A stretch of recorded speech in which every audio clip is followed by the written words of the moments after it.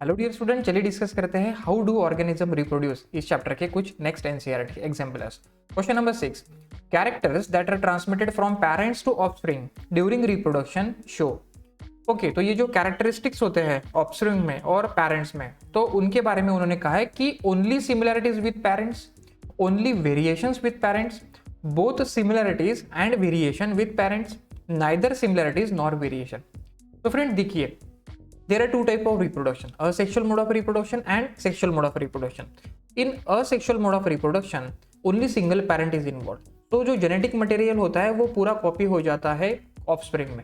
लेकिन यहाँ पे प्लीज नोट कीजिए एक बात को कि ये जो बायोकेमिकल प्रोसेस होती है व्हाइल कॉपिंग दिस जेनेटिक मटेरियल, वो 100% एक्यूरेट कभी भी नहीं हो सकती। उसमें कुछ ना कुछ वहाँ पे इनएक्यूरेसी होती है और उसी के वजह से during asexual reproduction also there are some kind of variation in offspring as compare to parents. हालांकि सिमिलर होता है ऑफस्प्रिंग पेरेंट्स के, लेकिन आइडेंटिकल हम लोग उसको कह नहीं सकते। सेकेंड थिंग, सेक्सुअल रिप्रोडक्शन में टू पेरेंट्स इन्वॉल्व होते हैं और उनके गैमेट्स के फ्यूजन से ही ऑफस्प्रिंग फॉर्म होता है वहाँ पे। तो यहाँ पे तो उल्टा ज़्यादा वेरिएशन हम लोग देख सकते हैं। तो दोनों रिप्रोडक्शन का यहाँ पे स्टडी करने के बाद हम लोग ऐसा कह सकते हैं कि ये जो ऑफस्प्रिंग होता है उसमें सिमिलैरिटी भी होती है पेरेंट्स जैसी, और अपने ही कुछ अलग नए कुछ वेरिएशंस भी वहाँ पे होते हैं। तो हमें दिए गए ऑप्शंस में से हम लोग सिलेक्ट करेंगे ऑप्शन नंबर सी, यानी कि both similarity and variation with parents. चलिए डिस्कस करते हैं नेक्स्ट क्वेश्चन को।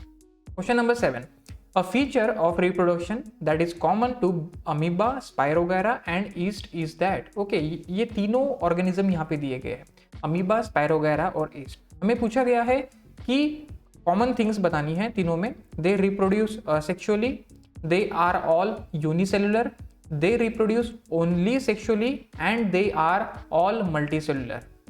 तो चलिए फ्रेंड्स, इन तीनों के बारे में यहाँ पे कंपैरिजन कर लेते हैं। तो जैसा कि अगर आप लोग इस डायग्राम पर देख रहे हो कि अमीबा यह एक यूनिसेलुलर ऑर्गेनिज्म है, ईस्ट भी यूनिसेलुलर ऑर्गेनिज्म है, लेकिन ये जो स्पायरोगैरा है दैट इज मल्टीसेलुलर ऑर्गेनिज्म। तो बॉडी स्ट्रक्चर के बारे में वेरिएशंस उनमें है, सिमिलरिटी नहीं है। Second thing, mode of reproduction. तो अमीबा बाइनरी फिशन प्रोसेस से रिप्रोड्यूस होता है।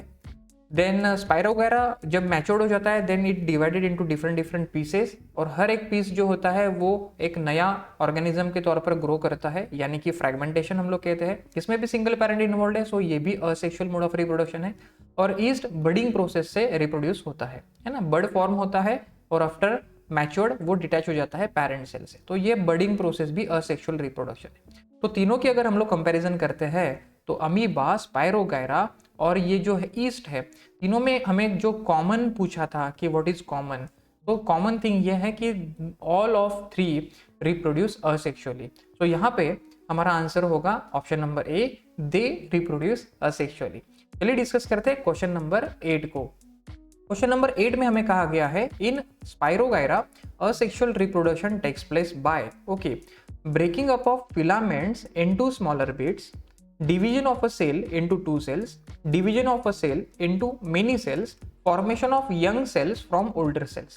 तो चलिए स्पायरोगैरा को डिस्कस करते हैं। तो फ्रेंड देखिए, स्पायरोगैरा में असेक्सुअल मोड ऑफ रिप्रोडक्शन होता है। जब ये स्पायरोगैरा मैच्योर्ड हो जाता है तब ये डिवाइड हो जाता है, ब्रेक हो जाता है सिंपलर स्मॉलर पीसेस में, और each piece grow into new individual without forming any gametes.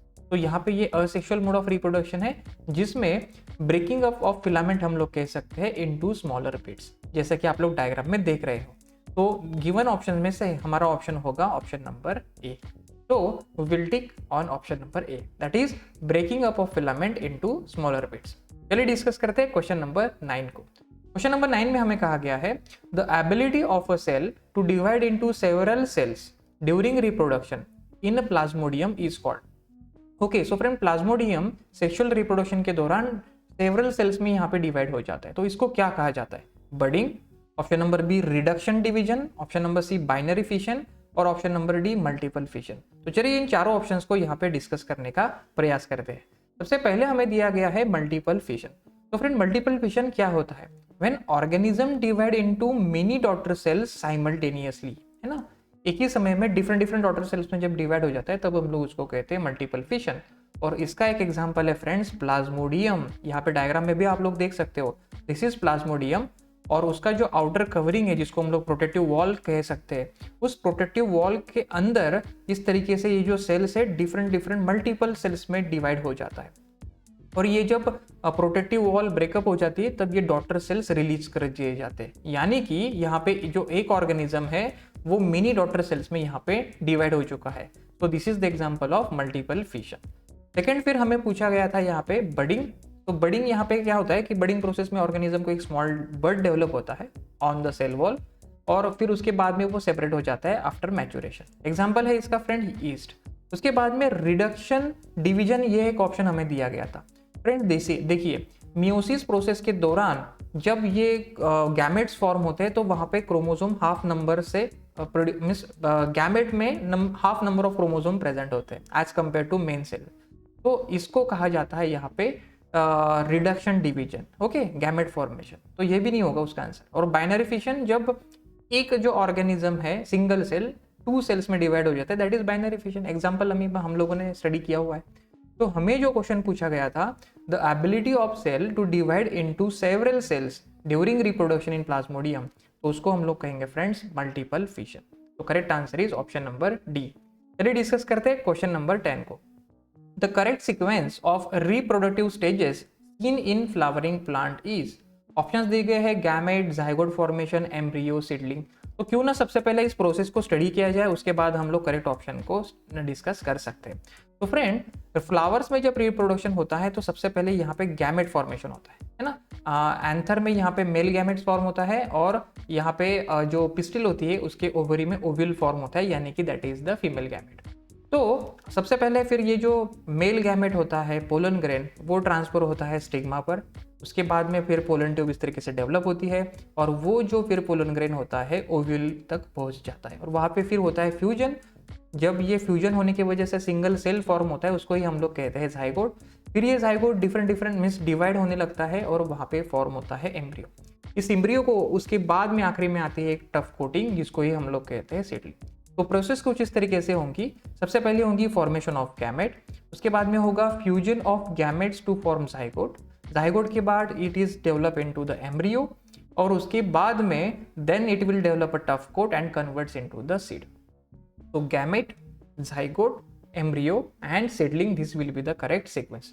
तो हमारे गिवन ऑप्शंस में से ऑप्शन नंबर ए में हम लोग देख रहे हैं ये correct sequence, gamete, zygote, embryo and seedling. I hope ये लॉजिक आप लोगों को समझ में आ गया है। नेक्स्ट वीडियो को देखने के लिए साइड में जो थंबनेल आपको दिखाई दे रहा है उसके ऊपर आप लोग प्रेस कर सकते हैं। Thank you for watching this video.